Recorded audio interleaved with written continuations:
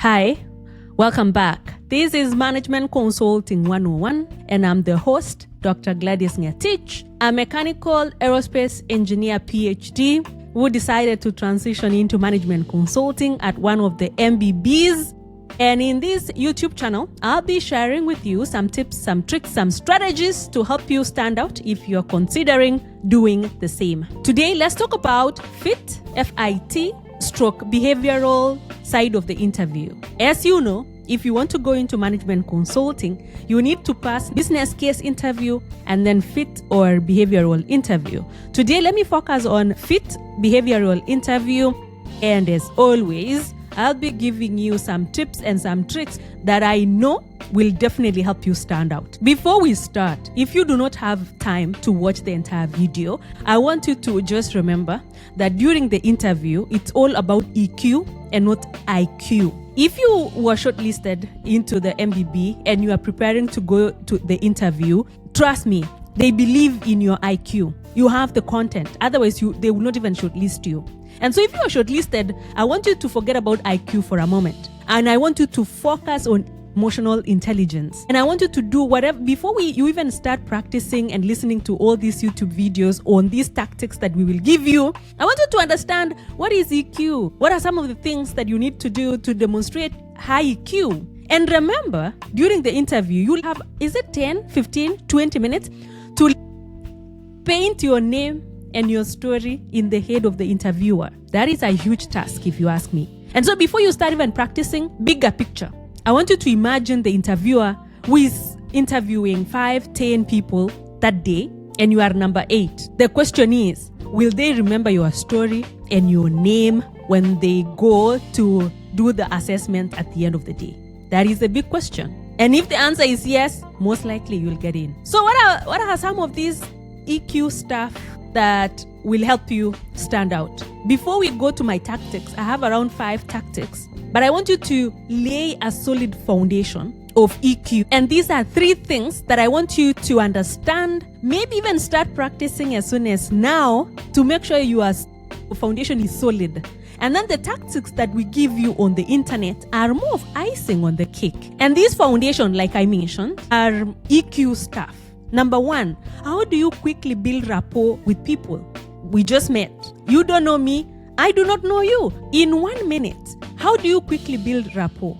Coming from engineering, that was something that I struggled the most. I read a lot of books anyway along the way to just understand how to quickly build rapport with people. So watch YouTube videos, listen to audiobooks, read books, and then start practicing with your friends. Just go to a random party and then try and build rapport. Number 2, I think there is even a book on this title, Art of Making Small Talks. Remember, this is a business of people. You are working with people every day. If you get in the MBB, most of the time working in a team, and so you are engaging people every day. You are working with clients, and so it's a people's business, and you need to learn how to make engaging small talks. Because I think many people come in, that is how I did the first time I actually tried these MBBs recruiting. People come in almost like mechanical or robotic, ready to start giving us all these frameworks that they learned and all these things. But they forget the few seconds before the interview and few seconds after the interview.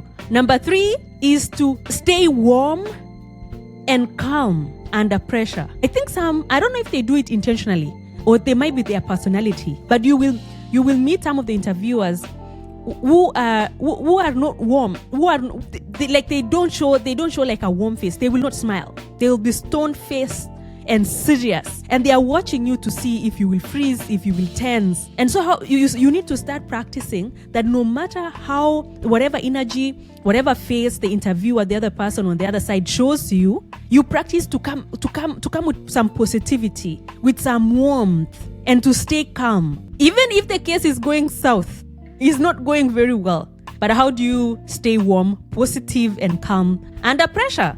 Because guess what? During the job, there will be a lot of stressful cases, stressful presentations, but how do you still present calmly and positively and warmly? Let's go to my 5 tactics. These are the tactics that I've personally been using, and it's just a tangible way to demonstrate that EQ that I was talking about. Remember, it's EQ, EQ, EQ.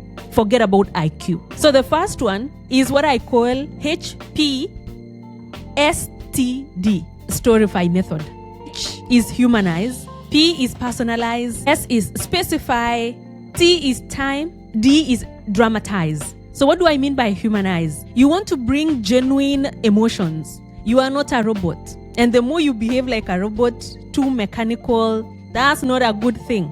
Remember, it's a people business. So show some of those like human emotions, like excitement. You could say something like, oh, wow, that's really exciting. You see, like you can even smile, like genuine human emotions. P is for personalize. And that means instead of saying cross-functional team, you could say they had a team spanning 4 functions in finance, operations, strategy. S is for specify. And this is mostly by using the 5 W's. The who, the which, the what, the where. Time, keep time. It's very easy to ramble. And before you know it, you've told a very long story with no purpose. Dramatize. Use vocal variation.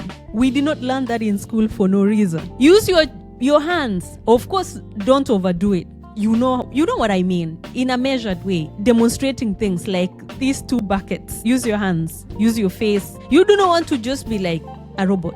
No one wants a robot. And also do not over dramatize. It's a professional setup. I'll leave it up to you to find a balance. Number 2, quantify. Numbers make your story credible. When you say I improved the process, that is allegations. When you say I reduced processing time by 40%, which freed up 12 hours a week across all the departments I was in charge, that is evidence. Again, almost like STAR, which is situation, task, action, results, and sometimes learning, or context, action, results. I think you've come across STAR or CAL. It's whatever story you tell, just paint the context really quickly, the action you took, the results that resulted, the learnings that you learned, something like that. But while you do that, make sure your actions or your results especially is you are quantifying that result. So like I mentioned, STAR or CAL method is one way to structure your story so that you do not ramble. If I know you know this already. When you are under pressure, a lot of adrenaline in your body, a lot of stress, you just lose track of time. And then you go on and on telling all these stories. So this way of structuring your story kind of just forces you to stop at some point. Because in your head, you are thinking, have I painted the context really quickly by saying who, why, where, what, how to paint the context, and then action. What action did I take? So while you are telling the story, you are remembering all those steps. So you've painted the context. What did you do? I did A, B, C, D in whatever time. And then what resulted? The result was that we reduced this by X and X and X. And learnings is very important when you're telling a negative situation. For instance, the situation like tell us a moment when you did not deliver on a project. That is really negative. So you still want to say the story, but at the end you make sure you say what I learned out of all this is ABCD. So that is STAR or CAL method. Number 2, you go like chronological orders. Today, I work as X and X in this company where I lead X and X team. So far, I have delivered this. My proudest moment is when this happened. Before here, I studied at X and X uni where I was the president. I was studying this course and this is the highlight, etc., etc. And before that, that is what I did. So you're going like chronological order starting from now, where you are now, when you are introducing yourself. So that is one way you can use chronological order. You can also use another way to structure your answers is to use 1, 2, 3 method. This has become my favorite. And if you listen to most of the consultants, sometimes it's just very weird because they just keep saying, so you ask them something about what are 3 factors affecting climate change? They would say number 1, number 2, number 3, and they mostly stop at number 3. When I ask you, what are some of the reasons why you want to join MBB? You would say 3 reasons. Number 1, number 2, number 3. When you are saying 3 reasons, your mind has not even formed your answer, but it will force you to stop at number 3. Otherwise, you will just ramble on and on. And when you say reason number one is this. While you are saying reason number one, your mind is making up or structuring reason number two, and then reason number three, and then stop there. That's it. Another way to structure, which is the fourth way to structure your answers, is to use Missy framework. So why do you want to join MBB? You could say 2 reasons: professional reason and personal reason. So Missy, we said Missy, go back to that episode. We defined Missy as mutually exclusive, collectively exhaustive. So you could talk about professional reasons and then personal reasons. I'm just making that up. But whatever you want to do to break up your story into 2 Missy way. What many people forget to do is that they are very structured and they learn all these tactics to be structured during the business casing, and they forget that the interviewers are still watching for structure even as you tell your stories. And so that is one thing I would say pay attention to. I know you have a lot of compelling stories, inspirational stories, but you have to structure them and you have to EQ them so that they stay in the mind of the interviewer. Authenticity is number 5. And I feel like I made a mistake. We should have talked about authenticity as the first thing, because you guys know you do not need more than 2 minutes to tell if someone is inauthentic. Even if it's a virtual environment, you can tell this person is really faking it. So yes, I want you to try as much as possible to show your authentic self. I know there are all these mechanics, all these tactics that we've been telling you, and that kind of changes how you communicate. Like, that is not how you normally communicate. You normally do not communicate in 1, 2, 3 method, etc. But bring your authenticity. Bring your authentic self. Do not over-rehearse. Don't over-rehearse the answers. Those are my top 5 tactics. But again, whatever you do, as you practice, remember it's EQ and not IQ. And you have 10 minutes to paint a very strong picture of your name and your story in the interviewer's mind. Whatever you do, it's up to you. Whether you use these tactics or other tactics, that is the whole aim. And remember also, somewhere at the back of the interviewer's mind, they are asking questions like, would I want to be stuck with this kind of person for 4 hours, 5 hours in an airport? Would I want our client, to be stuck with this person? Say you were traveling with a client and then the flight was cancelled, and now, I don't know, you have to wait at the airport for 5 hours. Are you engaging? Are you warm? Are you building rapport? Those are really the questions going on at the back of the minds. And so also, as you prepare, pay attention to that.